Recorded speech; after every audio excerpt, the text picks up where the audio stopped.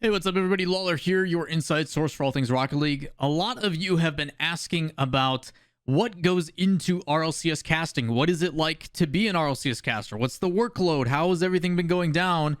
And I figured in this video, why not cover it and invite a friend to do it along the way?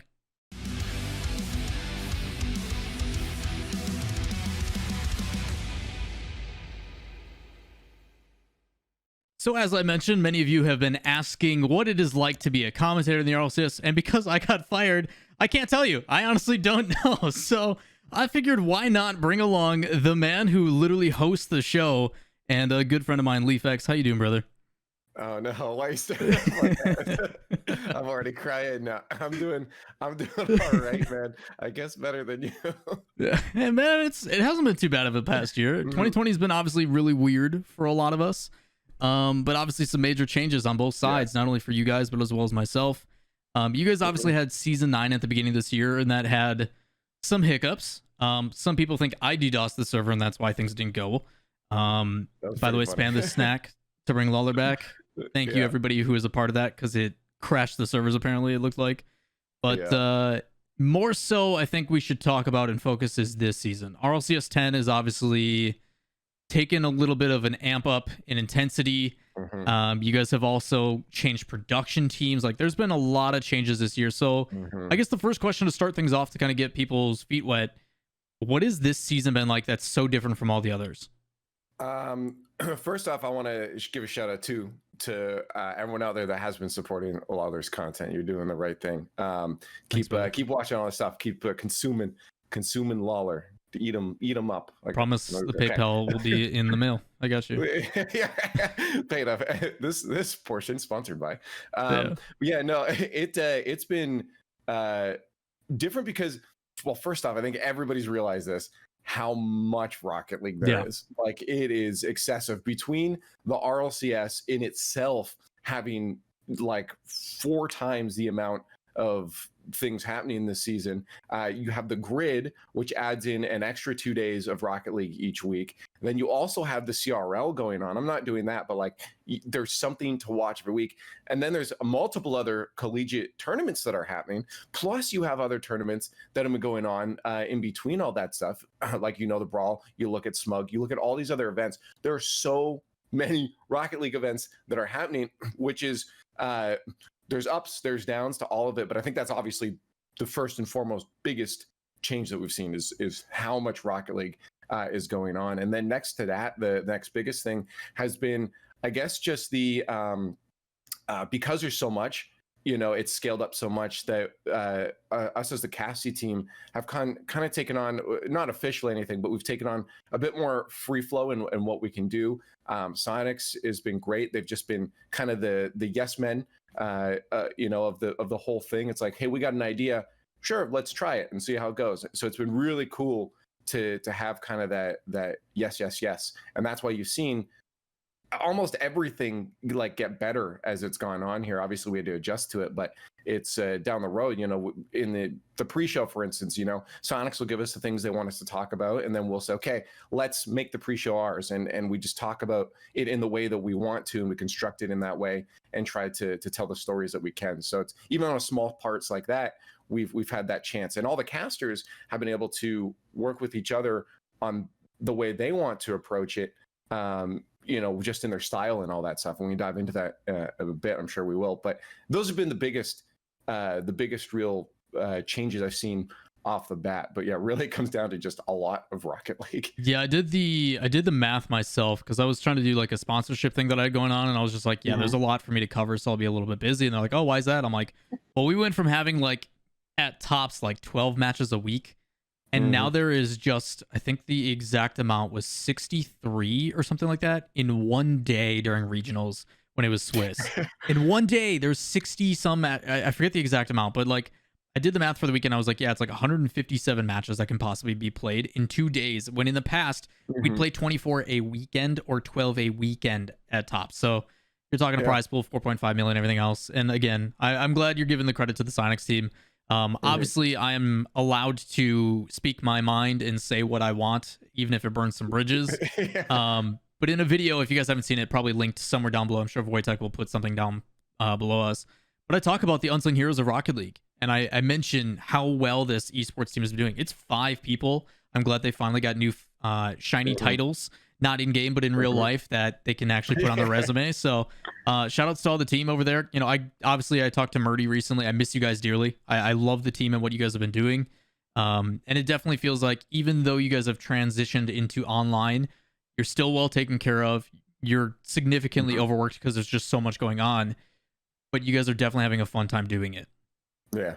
I think at the end of the day, they're and a lot of people were curious. They're like, well, what is this epic takeover going to mean? It's like, you know, people were off the bat being like, a month after the takeover, they're like, oh yeah, nothing's changed or something. Well, it takes time, you know, like if people have to understand the flow of things, they have to get into that routine. And now we're really seeing that in full force, the team giving the resources that they need to make Rocket League esports the greatest it can be. And you're seeing it explode from the dev side, you know, making the game, it going free to play, to the esports side, just ramping everything up at the same time. It's been like this cool effort from every side to just push Rocket League, just propel it to the moon.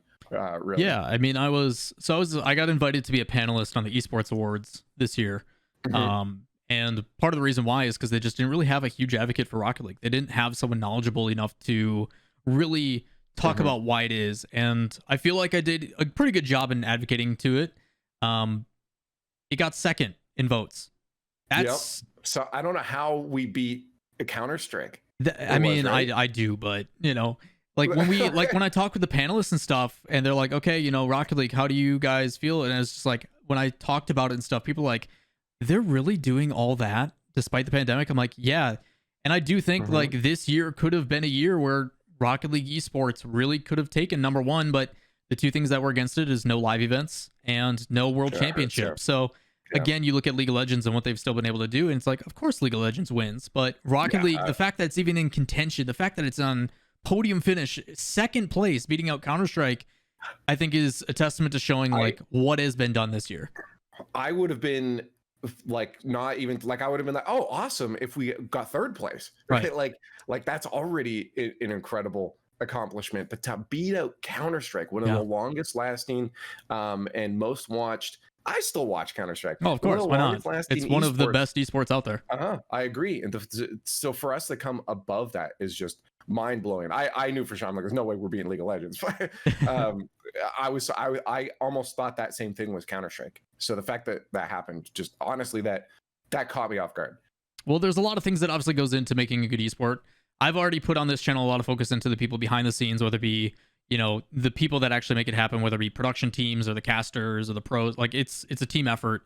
But from your perspective, what has really gone into it? I mean, can you talk specifically about the addition of the new production team working with DreamHack as compared to NGE? Can you talk about your daily routine, talking with, I mean, obviously you interact with the casters all the time, kind of what goes into their workload now? Because obviously my workload and what I do is going to be a totally different perspective from someone like yourself who's hosting the show. So, I mean, I was lucky that I got to be a part of the pre-show and stuff with you. So I know a majority of what kind of goes on, but I'm sure it's totally different from being in studio as well. Yeah, I'll try to hit everything I can. If I miss stuff, if I miss stuff, just I'm sure you'll be all right. So basically, you mentioned it. There's a large difference between like hosting, being an analyst, being a caster, and then even in casting, being a play-by-play as opposed to color in that. And then, and those aren't even the only ways to cast too. A lot of people think they're like, oh, they're just up there talking about Rocket League, but the processes that we go through and the preparation that we do is definitely different. There's a lot more than people realize. Again, he's not telling me this. This is for you people watching. Yeah, he's educating me. I am well aware of what goes into it, and it's definitely unappreciated. Yeah, we went through this at the same time back in season 1 when we were with Golden Boy and he was walking us through everything. We're like, oh, okay, there's a lot more that goes into this than talking about Rocket League. Yep.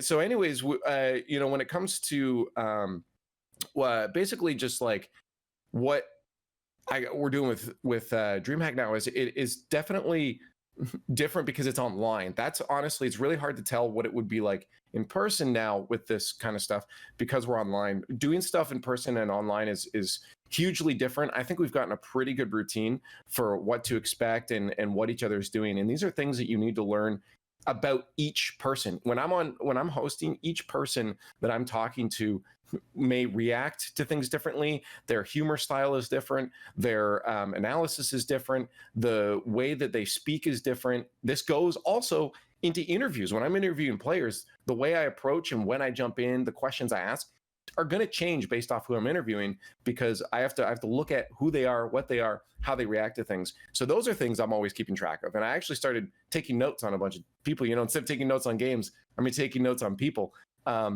for how they react to things and how the conversation is going to flow. So when it comes to my kind of day today, I guess, as hosting, I'm in there an hour beforehand, for the RLCS at least. We're doing me and Gibbs are crushing out the pre-show. We got the other two people on as well. We're writing out what we're going to be talking about. It's very freeform, but there is also structure to it. We have our you have to. A 30-minute time window is not a lot of time to cover what you guys cover. Yeah, it goes quick. And so yeah. So you see the L bar, like those are the topics, like, in our things that we have to go to. And then in that, I'm writing out how long. You've seen the docs I've written too. I'm writing out how long. I've made them alongside you. Yeah.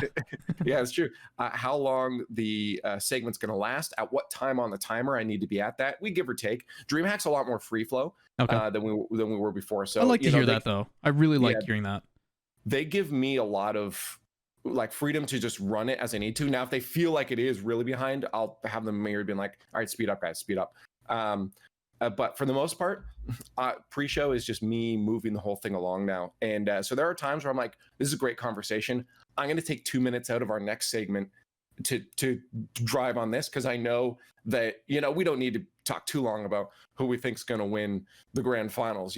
We can easily get that out there and talk more about it later when it happens. So I have more control over what's going on there. And Gibbs and I will readjust the show as we see before even, and then I'll do it live. So we do that. Then from there on out, it's kind of, we watch the games. We all hang out in the green room in between. We talk about the matches. We talk about things that are not the matches. Like a secret pillow. Yep. Like pillows. You've heard some of our conversations. Thankfully, that's the one. Honestly, probably the thing I miss the most of not being a caster anymore is the green room talk. Mm-hmm. And that's what it is too, is again, all of us are we're friends, right? So we hang out, which makes it really cool. There's no competition. There is competition, but there's no competition. Everybody wants, it's like the Haikyuu competition where everybody wants to be better than the other person, but they don't want the other person to fail. So they continually fight and make each other better, which is really cool. I really like it. It's a good form of improvement, I think. But that's pretty much it. And then I'll go through the day. I'll talk to, I'll say, okay, during this next break or this breakdown, what graphics we got. Okay, I'm going to pull this up. Cool. Then we go do it. This is what you guys see. Are there interviews? Okay, let's prep some interview questions. But we're always, the difference now, to bring it back to the difference between online and in person, is that in person, I can look at another, I can say, hey, that was a really cool match, right? And now I'm looking in Turtle's eyes or something, and he knows, okay, I'm talking to him, he's going to answer next. All the other guys can see I'm not looking at them. Cool, that they know not to answer now. But online, I can't do that. I'm looking at a camera. You don't know who I'm looking at. Or if I look at my screen, you don't know who I'm looking at. So we have to have either I just say a name.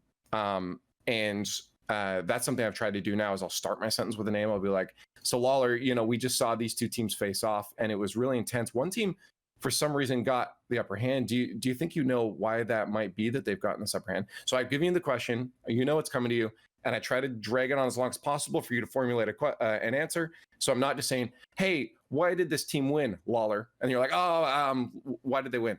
Right? So it's something that a lot of people don't, I think, recognize. I mean, obviously, when I do watch parties and stuff, I'm very critical of you guys, because I've done it. It's hard for me to watch any sort of sport commentary and not be critical.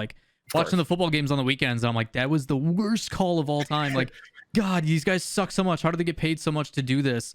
And it's just because they're all tenured in. But obviously, I'm super critical of you guys, and you can tell the fundamentals and the core, the things that you don't really know about unless you've done it before yourself. You can see you guys constantly fine tuning, and I think I notice it most out of you more than anybody, just because you are the one that directs the show. It is very obvious when you are doing your job well and when you're doing it poorly. which I can say you don't really do your job poorly and still having it. So I thought you were gonna say you don't do it well. So I mean, it's been cool because I'm obviously getting a different perspective of it, doing stuff with version 1, and I've been doing the Intel Let's Play stuff, and like obviously expanding what I do, and you do get a different appreciation, and I think that's nice from both sides of us, where I have done now play-by-play professionally, I've done color professionally, and I've hosted and done interviews professionally. I've done all 3 for professional productions, and it's made me better in my other roles significantly more. And I think that's kind of the cool thing that I think is unique to me, because compared to a lot of the other Rocket League guys, I'm one of the very few that has also casted other games at a professional level as compared to otherwise. So I think you coming from the play-by-play experience and then having to take that hiatus due to being Canadian, and then you got to do you got to do the stage interviews, and then it led to you into hosting. So I think you have a very unique perspective, and it's why the conversations feel as organic as they do when you're on the desk. Like, I commend what you guys do. You guys do a phenomenal job, and the fact that you guys are working day and night, because I know what prep went in when I was part of it. I can't imagine with how many matches are going on, the amount of work you guys are putting in. I can't. It makes it a lot harder too sometimes, because you're like, there is so much. Especially, I feel sorry for the guys doing CRL as well. Yeah, because like with that many teams. You're prepping on teams that are like changing, ever change. They're college teams, right? Those rosters change way more than you're going to see rosters change in the RLCS.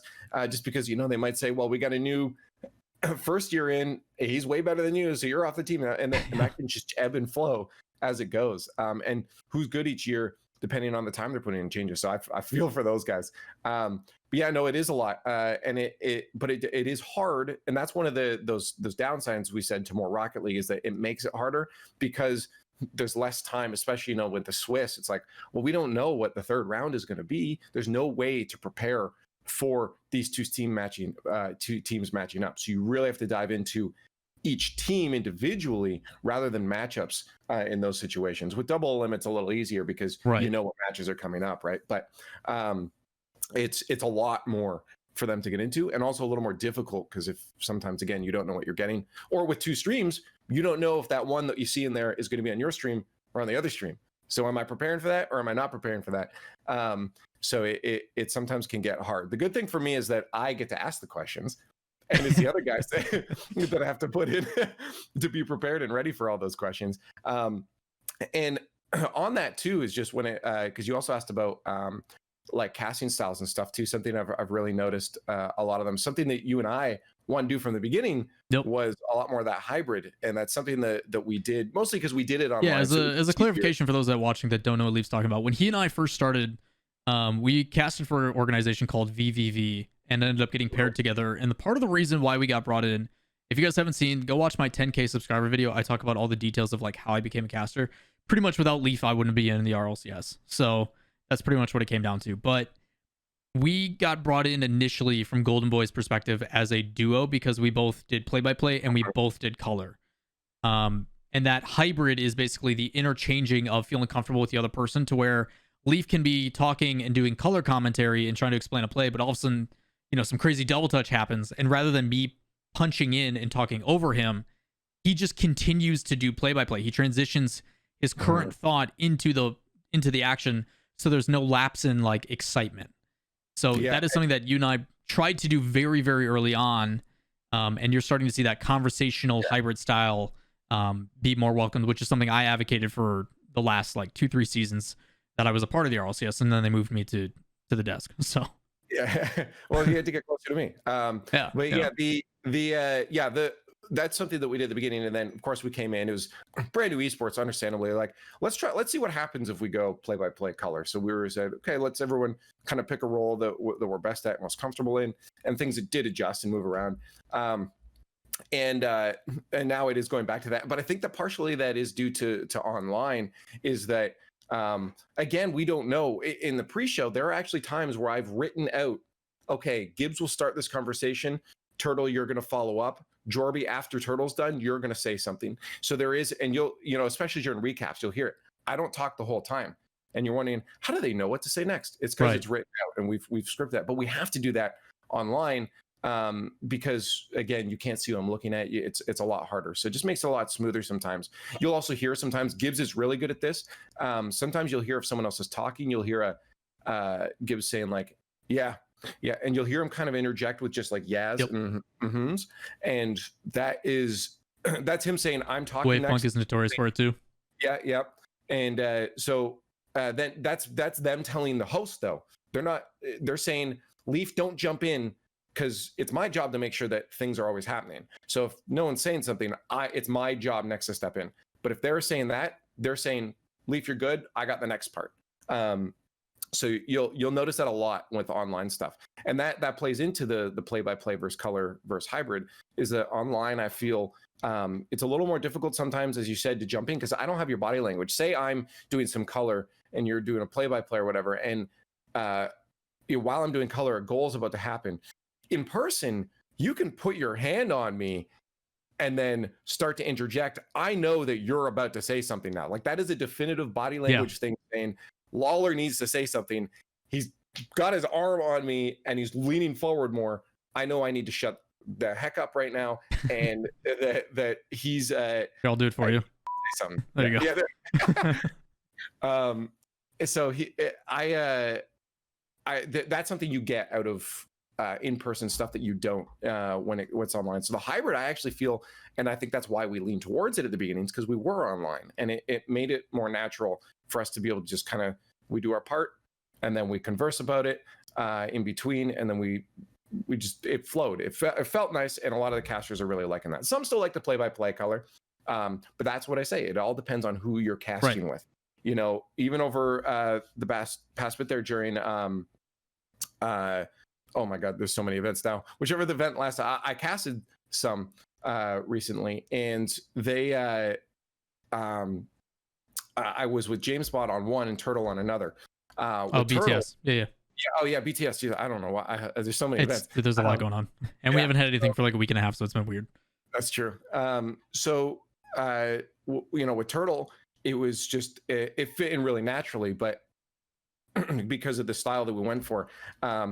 And with James, there was one point where it's like, okay, he wanted to do it more this way, so he had to communicate to me that, and then I had to adjust to make sure, because I've been out of it for a while, right? So obviously I'm rusty when it comes to casting. So I'm like, okay, cool. James wants this. I'm going to try to fit into this as best. So it all depends on who you're with, what the preferences are, what they sound like, and that's why I think when people are like, who's your favorite person to cast with, I really can't, like, this isn't just a cop-out answer. I legitimately can't answer that because everyone has their own unique style that I get to learn from. And that's why I loved casting with everyone, because I was always learning and getting better, because everyone had different tendencies and things for me to get used to. And there's those small things people don't realize are going into and being thought about. People are like, oh, they're just talking. No, I'm thinking about. Oh no, it's a process. Yeah. So it changes again when you come online. So those are the things that that really I've noticed between the two, online and offline, is that I think hybrid's becoming more popular now, and probably will translate well over into live when we can eventually, hopefully soon, have those back. Never soon enough, man. I remember talking to Lethmir about it too, about a lot of things that he didn't recognize. Obviously, the first time that he hopped on a cast and was part of it at like Gnarly, and then he did that one-off tournament that Psyonix had that sponsored that fed into, I forget what it's called, but the finals were with you guys out there. I think maybe it was like WGN or something. Like, I forget what the name of it was. I know which one you're talking about. I forget the name of it. There's so many, and it was a while ago. But he talked like, he's like, I never thought I would be so physically exhausted after a cast. And it's like, man, I remember going to the studios and like, yeah, I'm a little jet lagged from flying every weekend, but the real reason I'm tired is because my brain was just on full for 8 hours straight and no time to turn it off ever. And it's a lot of things that you don't think about. Like, yes, we are analyzing the games and watching the matches and casting and being on camera and all that kind of stuff. And that's draining, but it's also learning about the small tendencies and the nuances and that interpersonal communication and that body language that you're trying to pick up on, just so at the end of the day, the show looks as good as possible and as consumable as possible for the people that you're trying to entertain. It's not, again, just to try to go through all the things that you're going through your mind. First off, you're thinking about yourself to make sure that you're doing the best you can. Right. Oh, that one call I had earlier in that third match of game number 2 was like, I didn't like that. What's a better word I can say next time? And then you're thinking that, you know, you're writing down words so you can change it up. Like you're looking at a thesaurus that you're trying to, like, you're just making sure that yours is as tight as possible, as well as making sure you're setting up your co-caster for success. You never want to leave them in a spot that's bad. So you're always thinking about, how can I leave them successful at the end of the day as well? How do we work together smoothly? What does production want? You know, this one guy I'm dealing with on comm, you know, the directors I'm here, is different than another one. Maybe he says more than before, or he says less than another director. Do I need to talk to him to get more information, less information? Does she like it when I do this instead for the throws? You're thinking about all that. Then you're also thinking about the matches. I mean, like you're we haven't even gotten to what's actually why we're there yet. You know, like you're thinking about that. And another thing I noticed huge too is camera presence. Like just imagine if you're talking to me right now and I'm like this. Why do you think I'm standing?